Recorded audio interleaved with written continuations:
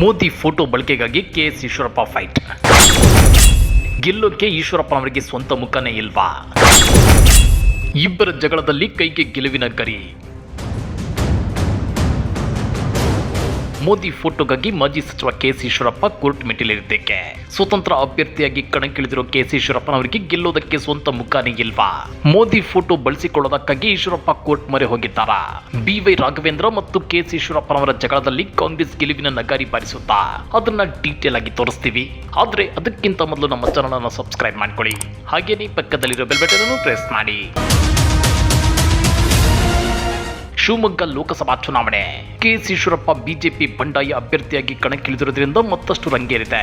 ವಿಪರ್ಯಾಸ ಏನಂದ್ರೆ ಶಿವಮೊಗ್ಗದಲ್ಲಿ ಬಿವೈ ರಾಘವೇಂದ್ರ ಅವರಿಗಾಗಲಿ ಮತ್ತು ಕೆಎಸ್ ಈಶ್ವರಪ್ಪನವರಿಗಾಗಲಿ ಸ್ವಂತ ಬಲದಿಂದ ಗೆಲ್ಲೋದಕ್ಕೆ ಸಾಧ್ಯವೇ ಆಗ್ತಿಲ್ಲ.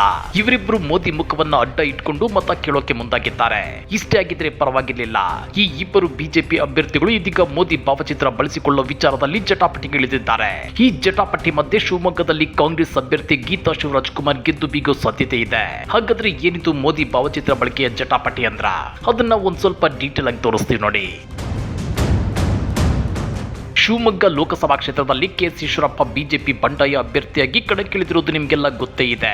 ಇಲ್ಲಿ ಗಮನಿಸಬೇಕಾದ ಅಂಶ ಏನಂದ್ರೆ ಈಶ್ವರಪ್ಪ ಮೋದಿ ವಿರೋಧಿ ಅಲ್ಲ, ಮಾಜಿ ಸಿಎಂ ಬಿಎಸ್ವೈ ಮತ್ತು ಅವರ ಮಕ್ಕಳ ವಿರೋಧಿ. ಹೀಗಾಗಿ ಈ ಸಲದ ಲೋಕಸಭಾ ಚುನಾವಣೆಯಲ್ಲಿ ಮೋದಿ ಭಾವಚಿತ್ರ ಬಳಸಿಕೊಂಡು ಚುನಾವಣೆಯ ಲಾಭ ಗಿಟ್ಟಿಸಿಕೊಳ್ಳಲು ಮುಂದಾಗಿದ್ದಾರೆ. ಆದ್ರೆ ಬಿಜೆಪಿಯ ಅಧಿಕೃತ ಅಭ್ಯರ್ಥಿಯಾಗಿರೋ ಬಿವೈ ರಾಘವೇಂದ್ರ ಮತ್ತು ಬಿಎಸ್ವೈ ಟೀಮ್ ಇದಕ್ಕೆ ಆಕ್ಷೇಪ ವ್ಯಕ್ತಪಡಿಸಿದೆ. ಕೆಎಸ್ ಈಶ್ವರಪ್ಪ ಪ್ರಚಾರದ ವೇಳೆ ಮೋದಿ ಭಾವಚಿತ್ರ ಬಳಸಿದ್ದಕ್ಕೆ ಬಿಜೆಪಿ ಅಭ್ಯರ್ಥಿ ಬಿವೈ ರಾಘವೇಂದ್ರ ವ್ಯಂಗ್ಯವಾಡಿದ್ರು. ಬಿವೈ ರಾಘವೇಂದ್ರಗೆ ತಿರುಗೇಟು ನೀಡಿದ್ದ ಈಶ್ವರಪ್ಪ ಮೋದಿ ಅವರಪ್ಪನ ಆಸ್ತಿಯ ಅಂತೇಳಿ ಕೌಂಟರ್ ಕೊಟ್ಟಿದ್ರು.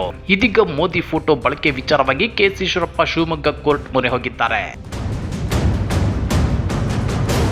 ನಿಮ್ಗೆ ಗೊತ್ತಿರಲಿ, ಈಶ್ವರಪ್ಪ ಬಿಜೆಪಿ ಬಂಡಾಯ ಅಭ್ಯರ್ಥಿಯಾಗಿ ಕಣಕ್ಕಿಳಿಯೋ ಸುದ್ದಿ ಗೊತ್ತಾಗಿದ್ದೆ ತಡ ಇತ್ತೀಚೆಗೆ ಕರ್ನಾಟಕಕ್ಕೆ ಆಗಮಿಸಿದ್ದ ಅಮಿತ್ ಶಾ ಈಶ್ವರಪ್ಪನವರಿಗೆ ಕರೆ ಮಾಡಿದ್ರು. ದಿಲ್ಲಿಗೆ ಬರುವಂತೆಯೂ ಸೂಚನೆ ಕೊಟ್ಟಿದ್ರು. ಆದ್ರೆ ದಿಲ್ಲಿಗೆ ಹೋಗಿದ್ದ ಈಶ್ವರಪ್ಪನವರಿಗೆ ಅಮಿತ್ ಶಾ ಸಿಗ್ಲೇ ಇಲ್ಲ. ಇದರಿಂದ ದಿಲ್ಲಿಯಿಂದ ವಾಪಸ್ ಆಗಿದ್ದ ಕೆಎಸ್ ಈಶ್ವರಪ್ಪ ಹೈಕಮಾಂಡ್ ನಾಯಕರಿಗೆ ತಾವು ಬಂಡಾಯ ಅಭ್ಯರ್ಥಿಯಾಗಿ ಕಣಕ್ಕಿಳಿಯೋದು ಸಮ್ಮತಿ ಇದ್ದಂತಿದೆ. ಹೀಗಾಗಿ ಭೇಟಿ ಮಾಡದೆ ಅವರು ಪರೋಕ್ಷವಾಗಿ ಸಂದೇಶ ರವಾನಿಸಿದ್ದಾರೆ. ಬಹಿರಂಗವಾಗಿ ಅಲ್ಲದಿದ್ರೂ ಒಳಗಿಂದೊಳಗೆ ಅವರಿಗೆ ಮನಸ್ಸಿರಬಹುದು. ರಾಜ್ಯದಲ್ಲಿ ಅಪ್ಪ ಮಕ್ಕಳ ಹಿಡಿತದಿಂದ ಪಕ್ಷವನ್ನ ಹೊರತರುವುದಕ್ಕಾಗಿ ಅವರು ನನ್ನ ಸ್ಪರ್ಧೆ ಬಗ್ಗೆ ಒಲವು ಹೊಂದಿರಬಹುದು ಅಂತ ಹೇಳಿದ್ರು. ಇನ್ನ ಈ ಬಗ್ಗೆ ರಿಯಾಕ್ಟ್ ಮಾಡಿರೋ ವಿಪಕ್ಷ ನಾಯಕ ಆರ್ ಅಶೋಕ್, ಈಶ್ವರಪ್ಪನವರಿಗೆ ಮೋದಿ ಫೋಟೋ ಬಳಕೆ ಮಾಡಿಕೊಳ್ಳುವ ಅಧಿಕಾರವಿಲ್ಲ. ಅವರು ಬಳಕೆ ಮಾಡಿದ್ರೆ ಅದು ತಪ್ಪು. ಸರ್ಕಾರಿ ಕಾರ್ಯಕ್ರಮ ಆಗಿದ್ರೆ ಪ್ರಧಾನಿ ಆಗಿರುವುದರಿಂದ ಮೋದಿ ಫೋಟೋ ಬಳಸಿಕೊಳ್ಳಬಹುದು.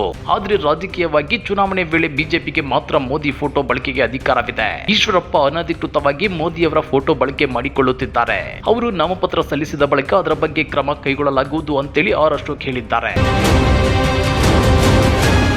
ಅದೇನೇ ಇರಲಿ, 2019ರಲ್ಲಿ ಮೋದಿ ಅಲೆಯಲ್ಲಿ ಕರ್ನಾಟಕದ 28 ಲೋಕಸಭಾ ಕ್ಷೇತ್ರಗಳ ಪೈಕಿ ಬಿಜೆಪಿ 25 ಕ್ಷೇತ್ರಗಳನ್ನು ಗೆದ್ದಿತ್ತು. ಆದ್ರೀಗ ದೇಶದಲ್ಲಿ ನಿರಂತರ ಬೆಲೆ ಏರಿಕೆ, ಕರ್ನಾಟಕದ ನೆರೆ ಬರ ಪರಿಹಾರ ಬಿಡುಗಡೆಯಲ್ಲಿ ನಿರ್ಲಕ್ಷ್ಯ ಧೋರಣೆ, ಜಿಎಸ್ಟಿ ಪಾಲಿನ ಹಂಚಿಕೆಯಲ್ಲಿ ತಾರತಮ್ಯ, ರೈತರ ಖಾತೆಗಳಿಗೆ 15 ಲಕ್ಷ ರೂಪಾಯಿ ಹಣ ಹಾಕ್ತೀವಿ ಅನ್ನೋ ಸಾಲು ಸುಳ್ಳು ಭರವಸೆಗಳಿಂದ ಮೋದಿ ಅಲೆ ಗಣನೀಯ ಪ್ರಮಾಣದಲ್ಲಿ ಕುಗ್ಗಿ ಹೋಗಿದೆ. ಆದ್ರೆ ಇದು ಗೊತ್ತಿರದ ಕೆಎಸ್ ಈಶ್ವರಪ್ಪ ಮತ್ತು ಬಿವೈ ರಾಘವೇಂದ್ರ ಈ ಸಲದ ಲೋಕಸಭಾ ಚುನಾವಣೆಯಲ್ಲಿ ಮೋದಿ ಭಾವಚಿತ್ರ ಬಳಸಿಕೊಂಡು ಸುಲಭವಾಗಿ ಗೆಲ್ಲಬಹುದು ಅನ್ನೋ ಕನಸು ಕಾಣ್ತಿದ್ದಾರೆ. ಸಿಂಪಲ್ ಆಗಿ ಹೇಳಬೇಕು ಅಂದ್ರೆ ಈ ಇಬ್ಬರಿಗೂ ಶಿವಮೊಗ್ಗದಲ್ಲಿ ವೈಯಕ್ತಿಕ ವರ್ಚಸ್ಸಿಲ್ಲ.